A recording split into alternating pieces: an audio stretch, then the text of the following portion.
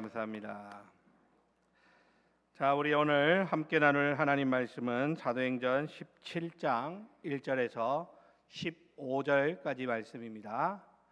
사도행전 17장 1절로 15절까지 말씀 저와 여러분들이 한 절씩 교독합니다. 그들이 암비볼리와 아볼로니아로 다녀가 데살로니가에 이르니 거기 유대인의 회당이 있는지라.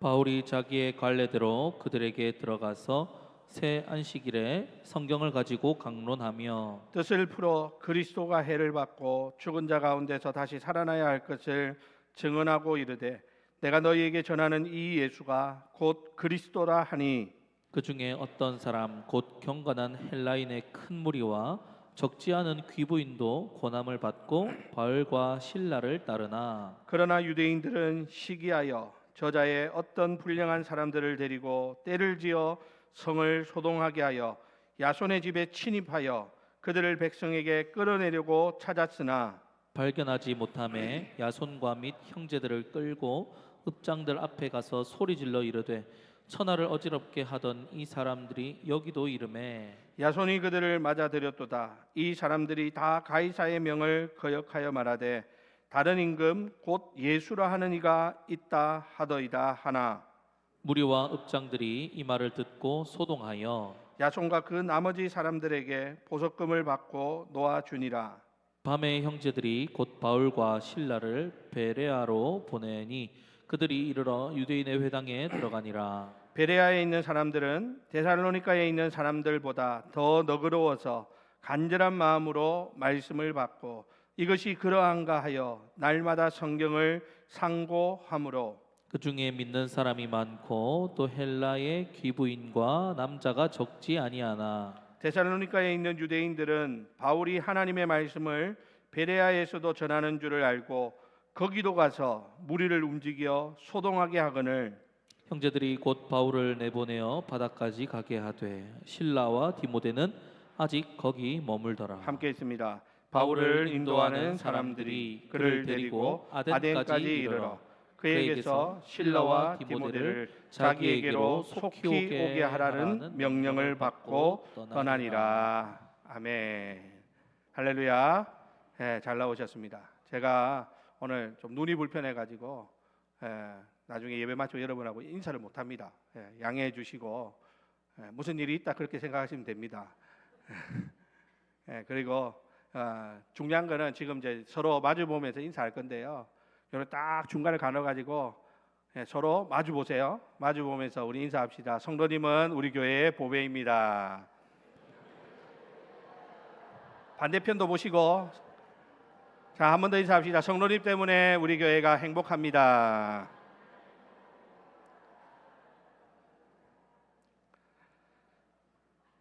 네, 한 주가 잘 지내셨습니까? 네, 한 주가 금방 지나가고 또 오늘 이렇게 주일이 돼서 6월 첫 주일 하나님 앞에 예배하러 나온 우리 모든 성도님들 주님의 이름으로 환영하고 축복합니다. 오늘 이 자리에서 예배할 때 하나님께서 주시는 은혜를 충만하게 받고 또 하나님 앞에서 새로워지는 그런 귀한 시간이 다 되시기를 예수님의 이름으로 간절히 부탁을 드립니다. 자, 오늘은 복음은 결코 멈추지 않습니다. 복음은 결코 멈추지 않습니다. 라는 제목으로 잠시 말씀을 나누겠습니다. 로마 제국은 303년부터 시작된 이른바 디오클레티아누스의 대박해를 통해서 그 로마 땅에 그 로마가 다스리는 모든 지역에 기독교를 제거하려는 그러한 계획을 세웁니다. 황제 디오클레티아누스는 그의 후계자들과 함께 기독교 말살 정책을 시행하면서 교회를 파괴하고 성경을 압수하여 불태우고 또 예배를 금지시키고 수많은 그리스도인들을 투옥하거나 처형하는 그런 핍박을 자행합니다. 당시 일부 기록에 따르면 황제들은 이제 이 땅에는 더 이상 기독교가 완전히 사라졌다 이러면서 그들이 자축했다 하는 그런 기록이 전해진다고 합니다. 자, 그런데 여러분 정말 과연 그 땅에 기독교가 사라졌을까요? 기독교인들이 완전히 전멸했을까요? 박해가 끝난 지 불과 2년 후인 313년 콘스탄티누스 1세와 리키니우스는 밀라노 칙령을 발표하면서 기독교를 로마의 종교로 인정하는 그런 칙령을 발표하는 것을 보게 됩니다. 로마 제국은 세상에 있는 모든 힘과 권력을 폭력을 다 동원해서 교회를 없애고 기독교인들을 말살시키려 했지만 하나님의 복음은 결코 사라지지 아니하고 살아남아서 더 멀리 퍼져나가는 그러한 역사를 볼 수 있다라고 하는 것이죠. 그런데 여러분, 이것은 당시 로마 제국의 이야기이면서 오늘 우리가 읽은 사도행전 17장에서도 똑같이 나타나고 있는 그러한 이야기라고 하는 사실입니다. 바울이 2차 선교여행 중에 빌립보에서 핍박을 받고 또 그곳에 감옥에 갇히고 매에 맞기도 하고 그랬지만 하나님께서는 바울을 구출하셔서 데살로니가로 보내고 또 베레아로 보내고 나중에는 아덴으로 보내고 고린도로 보내고 이러면서 하나님의 복음이 멈추지 않고 계속해서 뻗어나가는 것을 우리는 이 성경 사도행전을 통해서 확인할 수 있다라고 하는 사실입니다. 그러므로 여러분, 이 사도행전의 말씀의 핵심은 한 가지입니다. 뭘까요? 복음은 결코 멈추지 않는다라고 하는 것입니다. 자, 그러면 오늘 사도행전 17장에 나타나는 복음의 확장의 이야기를 오늘 우리가 잠시 생각해 보고자 합니다. 앞에 잠시 언급드린 것처럼 빌립보에서 감옥에 갇혔다 기적적으로 풀려난 바울과 실라는 거기에서 복음을 전하는 이 발길을 멈추지 않습니다. 그들은 암비볼리와 아볼로니아를 지나서 마게도냐의 수도라고 불리는 데살로니가에까지 이르게 됩니다. 데살로니가는요, 당시 인구 20만 명의 번성한 항구 도시로 정치, 경제, 철학의 중심 도시였다라고 합니다. 저희들도 이번에 데살로니가를 가봤는데 거기 가니까 거기에 큰 광장이 있고 거기에 보니까 많은 사람들이 모여서 함께 정치적인 이야기를 하고 또 철학적인 이야기를 나누는 그러한 곳이 마련되어 있더라고요. 거기에 보니까 동상이 하나 딱 세워져 있는데 거기 보니까 훌륭한 철학자 그 사람이 딱 거기에 자리 잡고 있는 그러한 모습을 보게 됩니다. 여러분, 바울이 도착한 데살로니가의 모습은 아마 그런 모습이었을 것입니다. 얼마나 큰 도시인지 그리고 얼마나 그것이 활성화되어져 있는 그런 큰 대도시의 그 모습 앞에서 바울과 그 일행은 아마 어쩌면 그 광경에 압도당할 수 있는 그러한 모습이었을지도 모르겠습니다. 하지만 바울은요, 데살로니가에 도착하자마자 제일 먼저 한 일이 뭐냐면 회당을 찾아가는 일이었다라고 하는 것입니다. 오늘 본문 2절 말씀해 보니까 이렇게 말씀하고 있죠. 바울이 자기의 관례대로 그들에게로 들어가서 새 안식일에 성경을 가지고 강론했다라고 말입니다. 자, 여기도 보니까 제가 표시해 둔 것처럼 자기의 관례대로라는 말은 바울에게 있어서 하나의 중요한 습관 같은 것이 있는데 그게 뭐냐면 바울은 항상 어느 도시를 가든지 제일 먼저 찾는 곳이 어디였다는 거예요. 회당이라고 하는 곳입니다. 회당이라고 하는 곳에 바울은 찾아서 들어가서 그곳에 가서 그들과 그곳에 모인 사람들에게 성경을 가지고 강론하면서 예수가 그리스도 되심을 증거하는 이 복음 전도의 사역을 감당하는 것이 바울의 일반적인 관례였다. 이렇게 성경은 말씀하고 있는 것이죠. 이것은 결코 즉흥적인 행동이 아닙니다. 기분이 좋거나 아주 지금 상황이 아주 훌륭하게 좋을 때 그때만 한 것도 아니라 아예 그의 몸에 딱 배어 있는 어떻게 보면 거룩한 습관과 같은 모습이라고 핵심이라고 할 수 있죠. 바울에게 있어서 복음을 전하고 사람들과 복음에 대해서 함께 토론하고 그 복음을 가지고 예수가 그리스도임을 증명하는 이 일은 바울에게 있어서 특별한 이벤트가 아니라 그의 삶과 같다라고 해도 틀리지 않는 말이라고 할 수 있는 것이죠. 여러분, 바울은 지금 지난주에 우리 살펴본 것처럼 빌립보에서 감옥에 있다가 심하게 매를 맞고 감옥에 있다가 지진이 일어나는 가운데 기적적으로 그곳에서 간수와 그 집에 있는 사람들을 구원하고 그리고 이제 피해서 데살로니가로 옮겨온 것입니다. 그러면 어떻게 생각해 보면 바울은 몸도 아직 완치가 되지 않았을 거고 성하지 않은 그 몸을 가지고 어쩌면 이제는 좀 쉬어야 되겠다. 여기서는 좀 쉬다가 내가 좀 재충전해서 다른 곳에 가서 또 복음을 전해야지.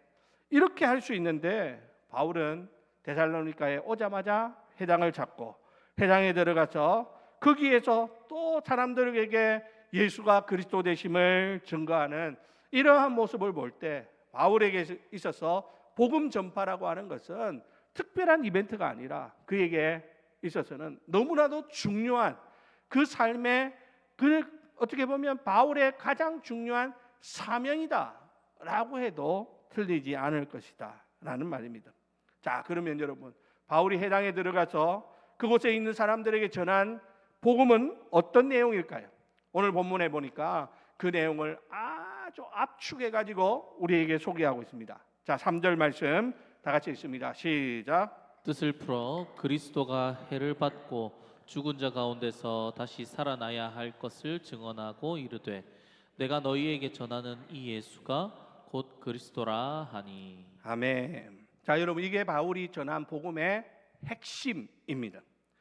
바울은 사람들을 기분 좋게 하려는 그런 이야기를 전하는 것이 아니었습니다. 당시 세상의 흐름에 맞는 철학적인 이야기를 가지고 와가지고 철학적인 이야기를 그들에게 가르친 것도 아니었다라는 것이죠.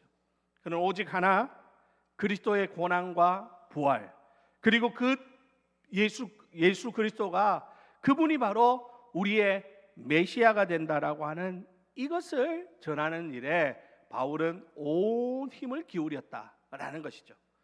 여기에서만 그랬을까요? 아닙니다. 여러분, 고린도전서 15장에 보면 15장 3절 4절에 보면 거기서도 바울은 이렇게 말합니다. 내가 받은 것을 먼저 너희에게 전하였노니 이는 성경대로 그리스도께서 우리 죄를 위하여 죽으시고 장사 지낸 바 되셨다가 성경대로 사흘 만에 다시 살아나셨다라고 하는 이 복음을 전하는 것을 볼 수 있습니다. 여러분, 바울이 전하는 이것이 바로 복음의 핵심입니다.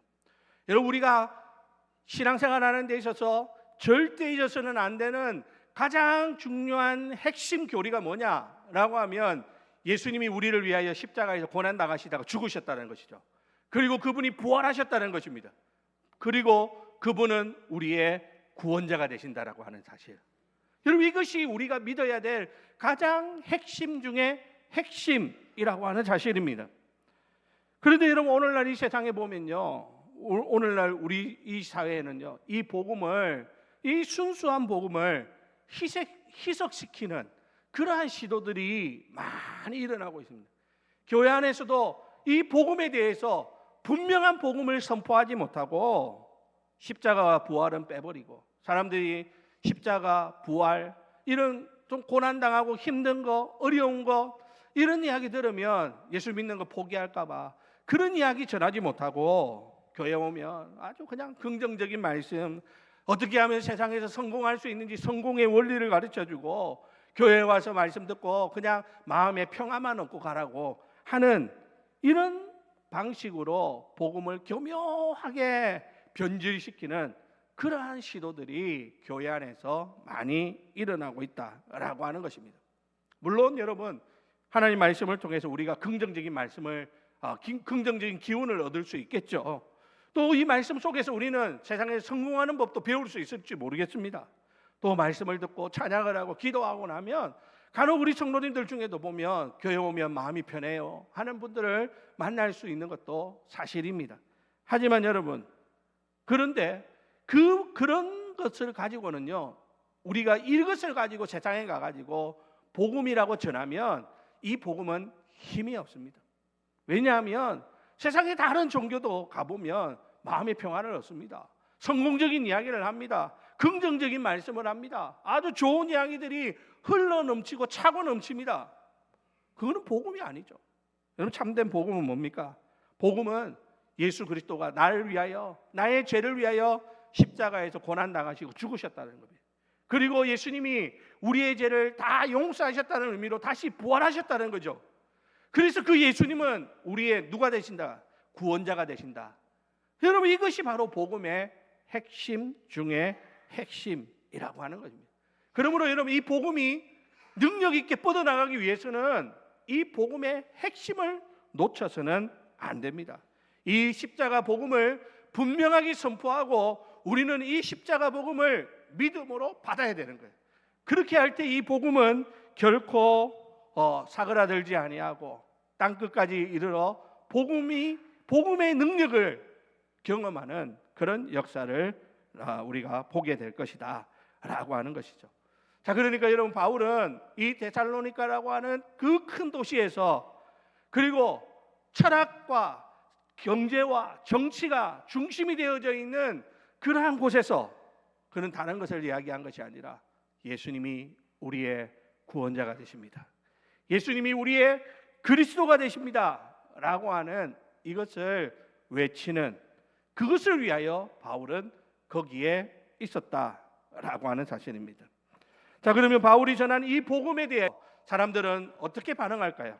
자, 오늘 보면 4절 5절 말씀 다 같이 읽겠습니다. 시작. 그 중에 어떤 사람 곧 경건한 헬라인의 큰 무리와 적지 않은 귀부인도 고난을 받고 바울과 실라를 따르나, 그러나 유대인들은 시기하여 저자의 어떠한 불량한 사람들을 데리고 때를 지어 성을 소동하게 하여 야손의 집에 침입하여 그들을 백성에게 끌어내려고 찾았으나. 자, 여러분 보십시오. 여기 보면 어떤 사람들은 그 경건한 헬라인의 큰 무리와 적지 않은 기부인들이 바울이 전하는 이 복음을 듣고 어떻게 했다고요? 바울과 실라를 따랐다, 믿음의 길을 들어섰다라고 하는 것이죠.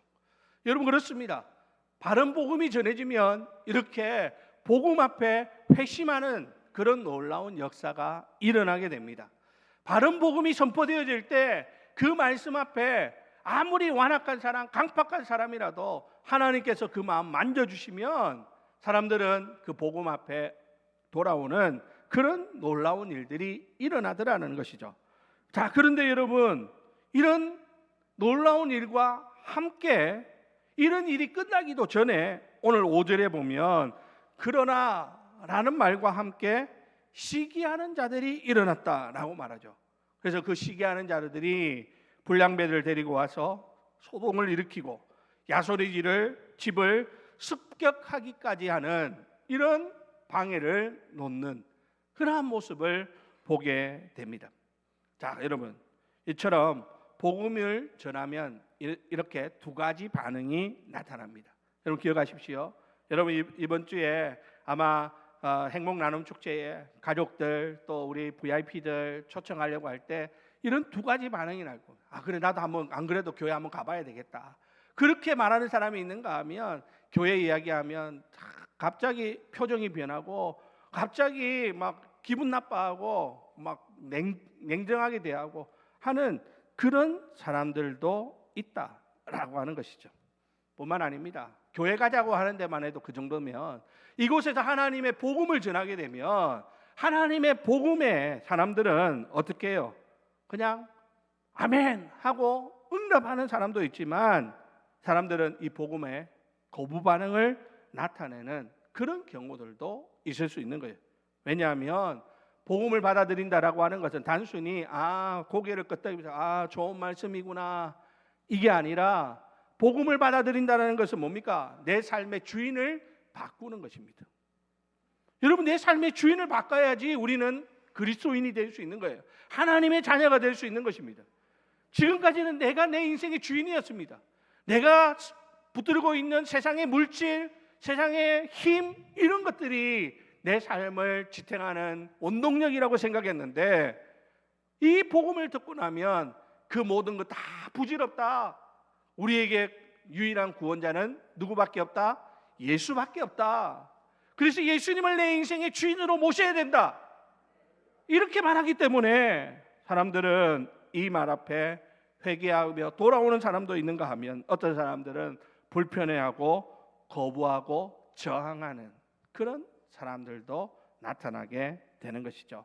자, 오늘 본문에 보면 이뿐만 아닙니다. 6절에 보면 사람들은 바울 일행을 가리켜 가지고 뭐라고 말합니까?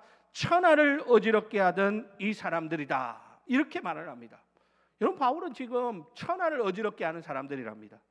바울은 지금 회당에 와가지고 거기에 모인 몇 사람들하고 말씀을 전하는 것이 전부였습니다.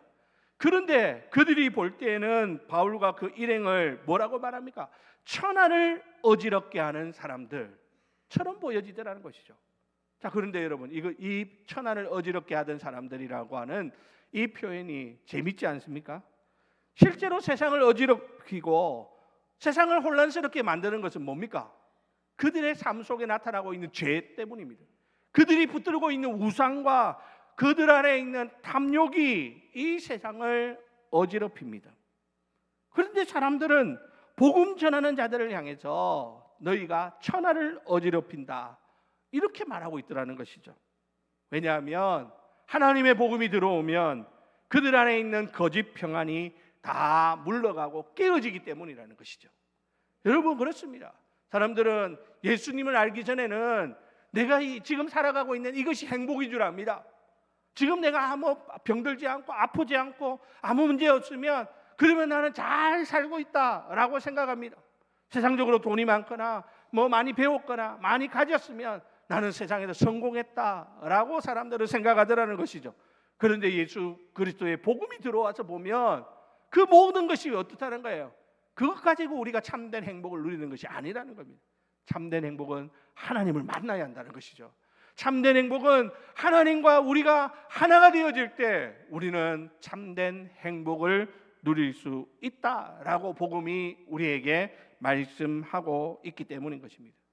자, 그래서 오늘 본문 7절에 보면 이 사람들이 다 가이사의 명을 거역하여 말하되 다른 임금 곧 예수라 하는 이가 있다 하더이다 하면서 이제는 어떻게 뭐라고까지 고발을 합니까?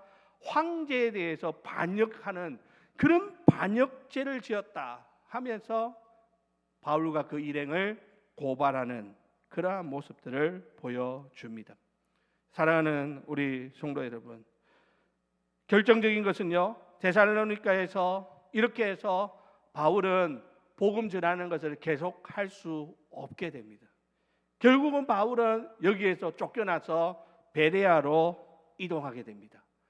여러분, 인간적인 눈으로 보면 바울이 데살로니가에서 처음 복음을 전할 때 많은 유대인들과 기부인들이 회개하고 돌아오는 그 모습을 보고, 야, 우리가 이제 이곳에서 하나님의 복음이 승리했구나 라고 생각한 줄 알았는데, 알고 보니까 시기하고 질투하는 사람들이 와가지고 야손의 집을 습격하고, 거기다가 이 사람들은 반역죄를 지은, 황제에게 반역죄를 지은, 그럼 황제에게 반역한 사람들은 어떻게 될까요? 다 죽임을 당하는 거예요. 그러니까 바울은 거기에서 복음을 전하지 못해서 베레아로 떠나갈 수밖에 없는 이런 지경에 이른 것이죠. 인간적인 눈으로 보면 바울은 데살로니가 사역에서 실패한 것처럼 보일 수 있습니다. 자, 그런데 여러분, 우리가 생각하는 것과 하나님이 생각하는 것은 다르다라는 것을 알게 되죠. 하나님께서 왜 바울을 데살로니가에서 베레아로 보냈는가? 오늘 본문 11절에 보면 이렇게 나오고 있습니다. 다 같이 읽습니다. 시작. 베레아에 있는 사람들은 데살로니가에 있는 사람들보다 더 너그러워서 간절한 마음으로 말씀을 받고 이것이 그러한가 하여 날마다 성경을 상고함으로. 바울은 베레아로 가서 역시나 그 관례대로 어디를 찾았을까요? 회당을 찾습니다. 그리고 해당에 가서 거기에 있는 사람들에게 말씀을 전해봤는데, 이 베레아 사람들은 바울이 이전에 만나보지 못한 아주 특별한 성품을 가지고 있는 사람들이라는 것이죠. 오늘 본문에 뭐라고 말합니까? 이 사람들은 데살로니가에 있는 사람들보다 더 어떻다? 너그럽다라는. 여러분, 이 너그럽다라는 말은 단순히 성격이 부드럽다 그런 말을 하는 것이 아닙니다. 이 더 너그럽다라는 말은 이 베레아에 있는 사람들은요, 이 복음에 마음이 아주 간절하고 열려 있다라고 하는 의미입니다. 그래서 이 베레아 사람들은 그 너그러운 마음을 가지고 진리에 대해서 어떻게 반응하는지, 아까 우리 읽었던 그 말씀에 보면 두 가지로 나오고 있죠. 첫 번째는 뭡니까? 간절한 마음으로 말씀을 받고라고 말합니다. 여러분, 그렇습니다. 그들은, 베레아 사람들은 말씀을 간절한 마음으로 받습니다. 오늘 하나님이 나에게 어떤 말씀을 주실까? 오늘 바울이 전하는 이 복음이 어떤 내가 알지 못하는 진리를 나에게 가르쳐 주실까 하면서 그런 마음으로 복음을 향해 나아갔다라는 것입니다. 미리 그들이 결론을 내면서 저거 나 옛날에 들어봤어. 들어봤는데 별거 없더라. 이렇게 마음문을 닫고 말씀 앞에 서는 것이 아니라 오늘 주시는 이 말씀 가운데 하나님 내게 주시는 은혜가 무엇이 있는지, 또 이 말씀이 내가 알지 못하는 또 다른 무엇을 깨우쳐 주시는지 마음문을 활짝 열고 귀를 쫑긋 세워가지고 그 말씀 앞에 서 있더라는 겁니다. 누가요? 베레아 사람들이 말입니다. 사랑하는 성도 여러분, 오늘 이 자리에 예배하는 저와 여러분들도 하나님 말씀 앞에서 이렇게 반응하시기를 바랍니다. 아이고, 오늘 목사님 또 사도행전 17장 내가 읽어보니 별거 없더라. 그냥 1시간 좀 졸다가 오자. 그런 마음으로 이 자리에 오시지 마시기 바랍니다. 여러분, 오늘도 이 말씀을 통해서 하나님이 내게 주시는 특별한 음성이 있을 것입니다. 오늘도 내가 이 말씀 속에서 깨닫는 하나님의 놀라운 진리가 있다라고 하는 마음을 가지고 간절한 마음으로 이 자리에 나와 말씀을 들으시기 바랍니다. 담임 목사가 전하지 않고 우리 부목사님들이 전하고 전도사님이 전하고 누가 와서 말씀을 전하더라도 오늘 하나님이 우리에게 필요한 강사님을 보내주셨다 생각하고서 마음문 활짝 열고 그 말씀을 받으면 모든 말씀이 우리에게 은혜가 되고 복이 되는 줄로 믿으시기를 바랍니다. 두 번째로요, 그들은 열린 마음으로 받으면서도 또한 그들은 어떻게 했다라고 말합니까? 이것이 그러한가 하여 날마다 성경을 상고했다. 이렇게 성경은 말씀합니다. 베레아 사람들은 바울이 전하는 그 복음을 들으면서 마음속에 한편으로는 그런 생각이 들었을지도 모르겠습니다. 지금 앞에서 말씀드린 것처럼 바울이 전하는 복음의 핵심은 뭐라고 했습니까? 예수가 그리스도라는 것이죠. 예수가 메시아라는 것입니다. 여러분, 당시 사람 유대인들은요, 메시아를 어떻게 생각하고 있었습니까? 메시아? 누구 같은 메시아를 바라보고 기다렸습니까? 다윗 같은 메시아를 기다렸습니다. 힘있고 능력있고 세상을 다 무찌르고 그 위에 우뚝 설 수 있는 능력 있는 메시아, 그런 메시아를 기다렸는데 예수님이 메시아라고 하니까, 아니 성경에서 과연 우리에게 말씀하신 그 메시아가 정말 예수 그리스도가 맞느냐, 이런 의문이 드는 거예요. 말씀을 들으면서. 그러니까 그들은 어떻게 해요? 이것이 그러한가 하여 날마다 성경을 상고하니라. 여러분, 이 당시의 사람들은 우리처럼 이런 성경을 갖고 있지 않았습니다. 성경은 어디에 있습니까? 회당에 있습니다. 그러니까 아마 이들은 이 말씀이 끝나고 난 다음에도 또 다시 회당에 모여가지고 성경을 펼쳐서 구약에서 말씀하시는 메시아가 어떤 모습인지를 찾아보면서 이 말씀이 과연 그러한가를 확인했다라고 하는 사실이죠. 바울이 말한 것이 정말 성경에 있는가? 이 예수가 정말 그리스도라고 성경이 말씀하고 있는가? 그들은 하루라도 빠짐없이 성경 안에, 성경 말씀 앞에 찾아나가는 거예요. 그리고 그 말씀 속에서 해답을 발견하는, 말씀으로 검증하는 그러한 작업들을 해나가더라라고 하는 것입니다. 사랑하는 우리 성도 여러분, 이것이 참 귀한 신앙의 자세입니다. 여러분 오늘도 이 자리에서 함께 예배하면서 여러분들이 말씀을 들으면서 이강용 목사가 잘 준비해가 설교하면 그게 다 맞겠지 그렇게 생각하지 마시고 여러분 집에 가서 성경을 펴서 읽어보시기 바랍니다. 아예 이제는 매주마다 사도행전을 강의하니까 이번 주에는 어떤 말씀을 전하겠구나 기대하면서 여러분 성경을 읽고 이 자리에 앉아보시기 바랍니다. 그리고 말씀을 듣고 이 말씀 속에 내게 주시는 음성이 무엇인지를 찾아봐야 되는 거죠. 그냥 오늘 주일날 1시간 이 자리에 나와서 앉아서 듣는 것으로 오늘 내 할 일 다 했다, 이번 한 주간 내 할 일 다 했다, 그렇게 생각하지 마시고 날마다 어떻게 해요? 날마다 성경을 상고하는 이러한 자세가 우리의 신앙을 더 견고한 신앙으로 세워나간다라고 하는 것이에요. 그래서 여러분 매일 성경을 읽으세요. 우리 교회에서 큐티 하잖아요. 매일 성경을 읽고 묵상하세요. 눈으로 읽고 입으로 읽고 마음으로 읽고 계속해서 되새기면서 이 속에서 하나님이 내게 주시는 하나님의 메시지가 무엇인지를 찾으시기 바랍니다. 오늘 이 말씀을 통해서 하나님 내게 원하시는 것이 무엇인지를 발견하고 그것을 가지고 기도하시기 바랍니다. 여러분 이것이 바로 날마다 성경을 상고하는 베레아 사람들의 아름다운 모습이라는 것이죠. 여러분 그렇게 할 때 어떤 결과가 나타났을까요? 오늘 보면 12절에 보니까 그 중에 믿는 사람이 많고 또 헬라의 기부인과 남자가 적지 아니하다라고 말하고 있습니다. 여러분 데살로니가에서 박해를 받아서 베레아에 왔는데 그곳에서 하나님의 말씀을 전하는데 여기서도 역시나 하나님께서 믿는 사람들을 많이 만들어 주셨다라고 하는 거죠. 여러분 성경의 역사는 항상 이렇게 반복적으로 나타납니다. 데살로니가에서 박해가 일어나서 베레아로 도망갔는데 베레아에 가보니까 하나님이 또 다른 문을 여시더라는 것이죠. 나중에 보십시오. 베레아에서 또 쫓겨나갑니다. 어디로 갑니까? 아덴으로 갑니다. 아덴은 어디입니까? 오늘날로 말하면 아테네입니다. 아테네에 가가지고 그곳에서 또 복음을 전합니다. 아덴에서 또 어디로 갑니까? 고린도로 갑니다. 고린도에 가서 또 복음을 전합니다. 갈 때마다 바울은 그곳에서 막혀가지고 가는데 막혀서 갈 때마다 그곳에 하나님이 예비해 놓으신 영혼들이 있고 하나님의 복음이 계속해서 전거되어져 나가더라는 것입니다. 여러분 사도행전의 역사가 바로 이것을 말씀하고 있는 거죠. 예루살렘에서 박해받으면 유대와 사마리아로, 유대와 사마리아에서 막히면 이방 세계로. 여러분 하나님의 복음은 막는다고 해서 멈추는 것이 아니라 방향을 바꾸어 더 넓은 세상을 향해서 더 확장되어져 나가는 것을 우리는 사도행전을 통하여 확인할 수 있다라고 하는 사실입니다. 사랑하는 우리 성도 여러분, 혹시 지난 한 해 누군가에게 복음을 전했다가 거절당한 경험 있으시죠? 전도지 드렸더니 외면당하고 교회로 초청했더니 냉담한 반응 경험해 본 적 있지 않습니까? 여러분 괜찮습니다. 낙심하지 마십시오. 그 사람 아니라 하나님이 또 어떤 사람을 내게 붙여주실지 우리는 알지 못하는 거예요. 우리는 뭐예요? 순종하며 가면 됩니다.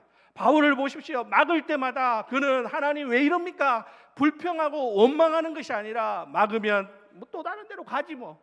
또 다른 데 가서 또 막으면 또 다른 데로 갑니다. 빌립보에서 데살로니가, 데살로니가에서 베레아, 베레아에서 아덴, 아덴에서 고린도, 이러다 보니까 하나님의 복음이 점점 어디로 가고 있습니까? 유럽을 향하여, 유럽을 향하여, 유럽을 향하여 세계 끝까지, 땅 끝까지 확장되어져 가는 그 놀라운 일을 보게 된다라고 하는 것입니다. 여러분 중요한 것은 거절당하지 않는 것이 아니고 거절 속에서도 복음 전하는 일을 포기하지 않는 것입니다. 포기하면 끝이에요. 그러나 막히더라도 포기하지 않고 다른 사람을 찾으시기 바랍니다. 하나님께서 문을 열어주실 것입니다. 예비된 영혼을 붙여주실 것입니다. 하나님께서 베레아에 있는 사람들처럼 너그러운 사람을 만나게 해주실 것입니다. 여러분 이거예요. 전도는 내가 하는 것 같지만 하나님이 다 준비해 놓고 계십니다. 그러므로 우리는 날마다 하나님의 그 말씀에 순종하여 하나님 우리를 인도하시는 대로 나아가는 그런 우리 모두가 다 되시기를 주님의 이름으로 축원합니다. 아니나 다를까 13절에 보니까 여러분 베레아에서 지금 막 이 복음 사역이 활기를 띠고 있다라고 하는 소식이 참 소문이 빠르죠. 또 데살로니가까지 전해집니다. 여러분, 데살로니가에서 베레아까지는 약 70km입니다.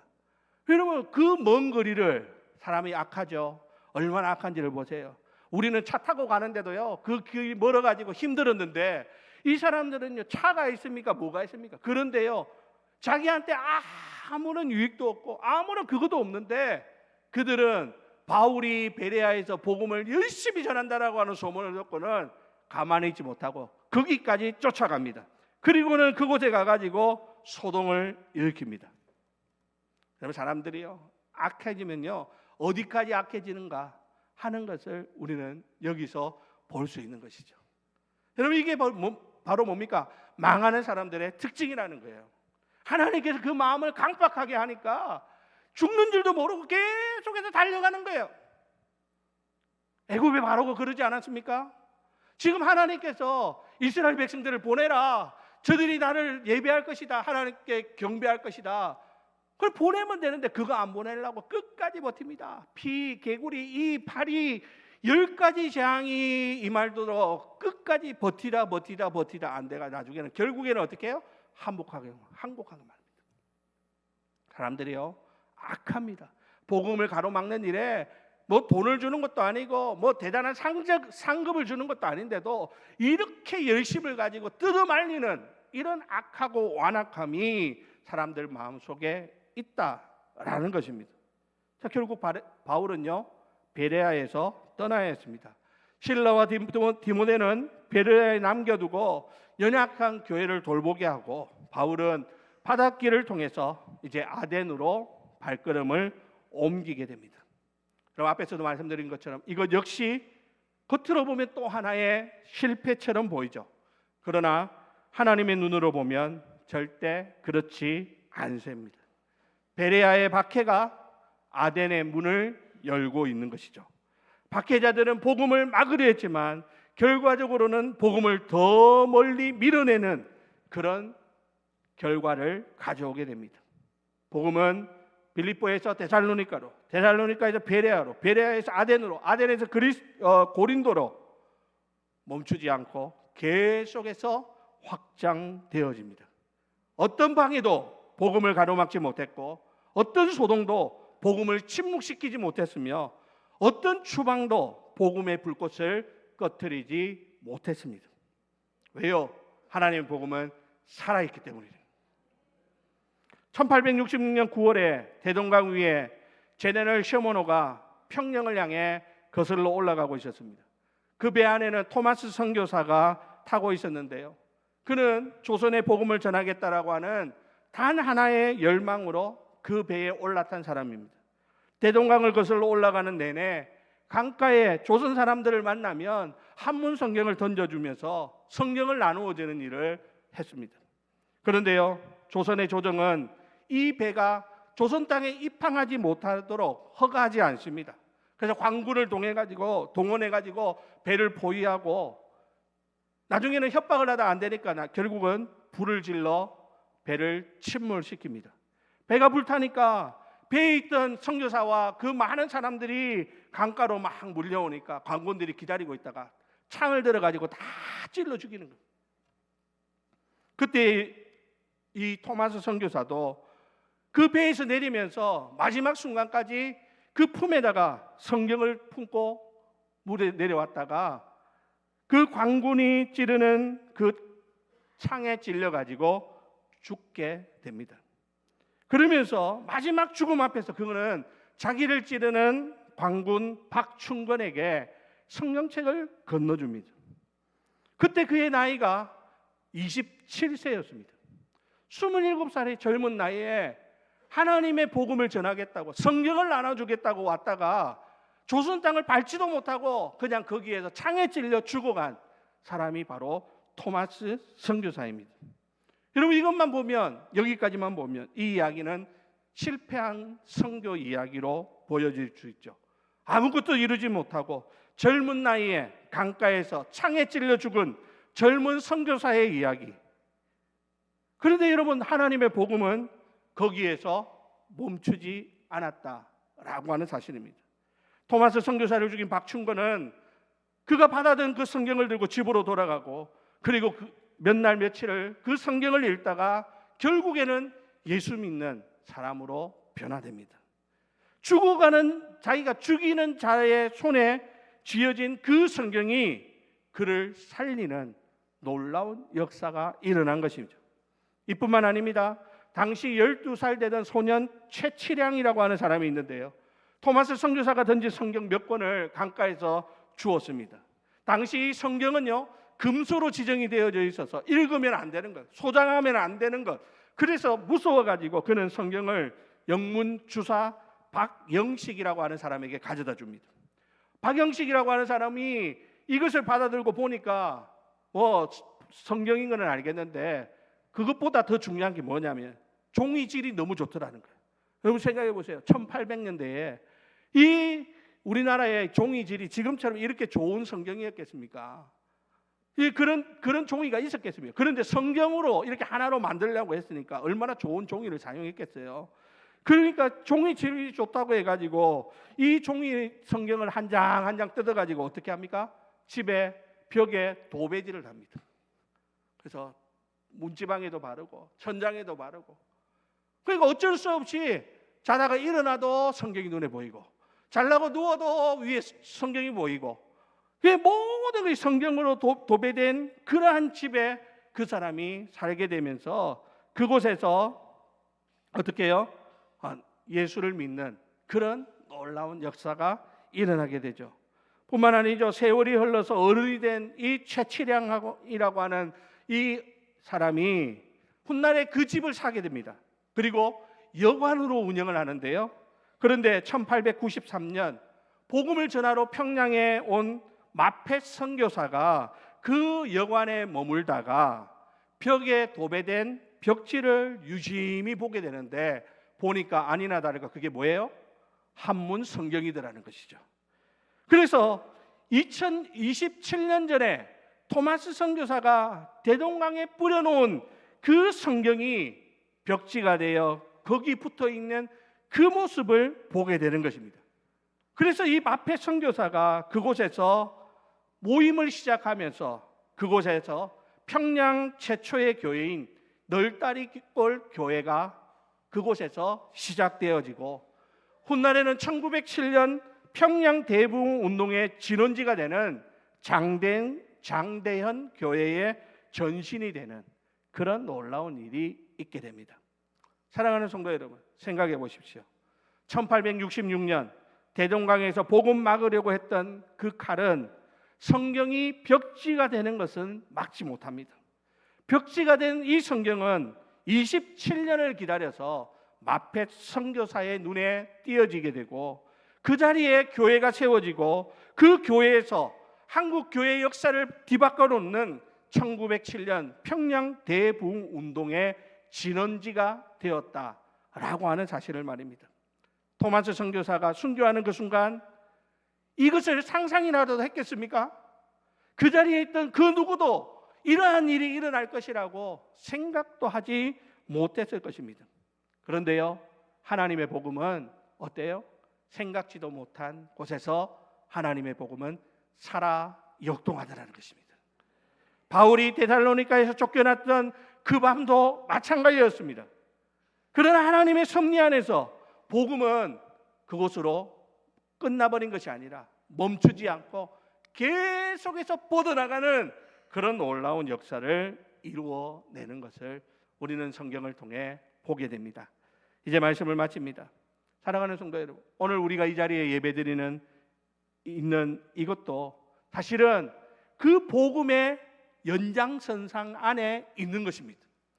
바울이 전했던 그 복음이 돌고 돌아서 이 조선 땅에 토마스 선교사를 통하여 한문 성경으로 전해지고, 그곳에 마펫 선교사가 그곳에 교회를 세우면서 그곳에서 사람들이 모여 회개하고 놀라운 부흥운동이 일어나가지고 그 복음이 이 부산 사상 주례 땅까지 밀려와서 오늘 이 자리에 있는 우리들에게도 들려지는 그런 놀라운 역사가 나타나게 되었다라고 하는 것입니다.